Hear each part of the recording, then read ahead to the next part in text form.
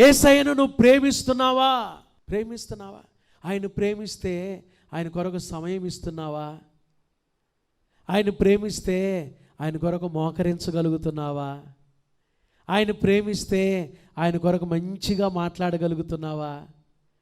ఆయన ప్రేమిస్తే ఆయన కొరకు జీవించగలుగుతున్నావా?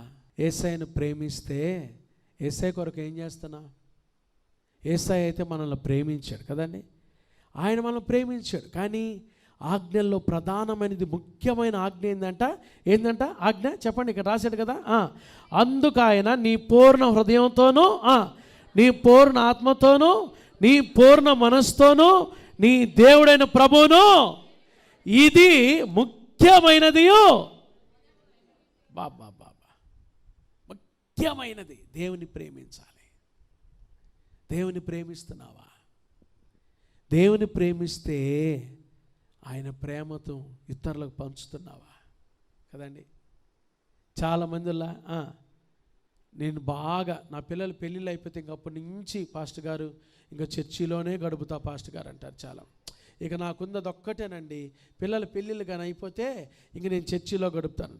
సరే, దేవుడు పిల్లల పెళ్ళిళ్ళు కూడా చేస్తాడు. పిల్లల పెళ్ళిళ్ళు అయిపోగానే అనే మాట ఏం తెలుసా, వాళ్ళకు కూడా ఎవరో ఒకళ్ళో ఇద్దరు బుడితే పాస్టర్ గారు ఇంకా ఆ తర్వాత నేను ఇంక మీ బ్యాగ్ వదలనండి, మీ బ్యాగ్ నేను పట్టుకుంటానండి, మీ బైబిల్లో వెనకాల నేను వస్తానండి, మీరు ఆడకపోతే ఆడకు వస్తానంటారు.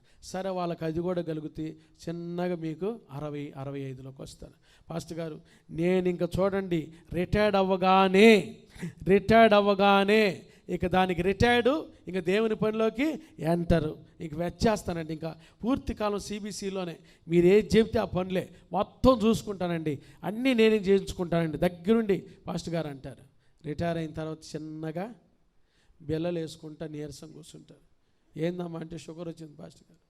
ఏమో ఈ మధ్య మా నాన్న వణుకుతున్నాడండి, బయటికి కూడా రాలేకపోతున్నాడు. పాస్టర్ గారు తొందర పెట్టద్దు, ఆయన ఆరోగ్యమో బాగలేదు, దయచేసి పిలవబాకండి, ఆయనకి అసలు బాగలేదు పరిస్థితి అని పిల్లల చేత చెప్పిస్తూ ఉంటారు. ఆఖరికి చిన్నగా పరదేశులమో ప్రియులారా పాట పాడతారు ఏదో ఒక రోజు. ఆ పాట పాడే రోజు, ఆ జ్ఞాపకార్థిక రోజు ఆ అమ్మాయి చెప్పింది సాక్ష్యం. ఇది ఎప్పటి నుంచి జరుగుతుంది? కొన్ని సంవత్సరాల నుంచి. వాళ్ళ అమ్మాయి మైక్ తీసుకున్నది, మా నాన్నకి దేవుని సేవ అంటే ఎంత ఇష్టమో చిన్నప్పటి నుంచి సండే స్కూల్ కానించి మా నాన్న దేవునిలోనే ఉన్నాడు, పాపం అంటే తెలియదు, కానీ రిటైర్ అయినాక సేవ చేయాలనుకున్నాడు. కానీ నేను చెప్పలేనండి, ఈలోపే యేసయ్య తీసుకెళ్ళిపోయాడు.